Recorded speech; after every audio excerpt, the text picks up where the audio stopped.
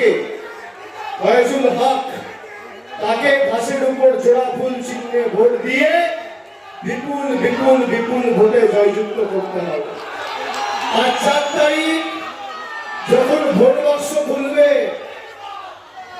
তখন এমন যখন মনে হয়েছে জলের টাকা বন্ধ, যখন মনে হয়েছে রাস্তার টাকা বন্ধ, যখন মনে হয়েছে গাড়ির টাকা বন্ধ, দিবে বাংলার মানুষের অধিকার বন্ধ করেছে।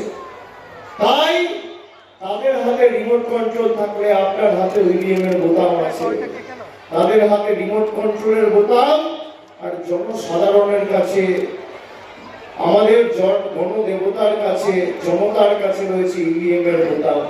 রিমোট কন্ট্রোলের জবাবটা আগামী দিন ইভিএম এর বোতাম টিপে দেবে। আর এমন ভাবে জবাব দেবেন যারা আমাদের নিপীড়িত, বঞ্চিত, অবহেলিত, অত্যাচারিত, শোষিত করে রেখেছে, যারা আমাদের বাংলাদেশি বলে দাগিয়ে দিয়েছিল। মনে আছে সোনালী খাতুনের কথা? তার মা বাবার নাম রয়েছে এখানের ভোটার লিস্টে, বাংলাদেশি বলে পাঠিয়ে দিয়েছিল।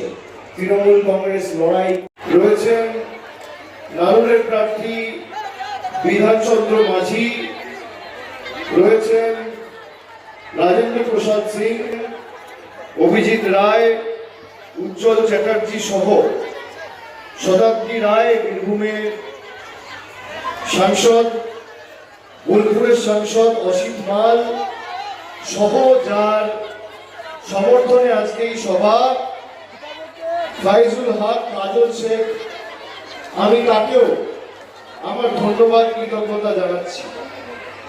আপনারা যারা আজকে এই রোগ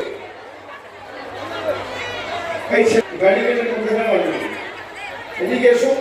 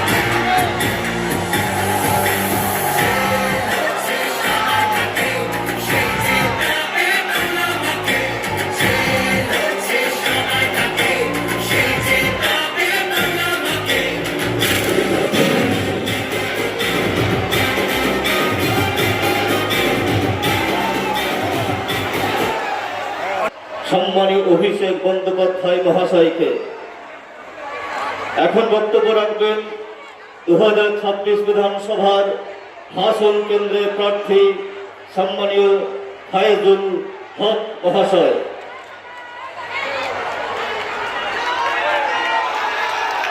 বন্দে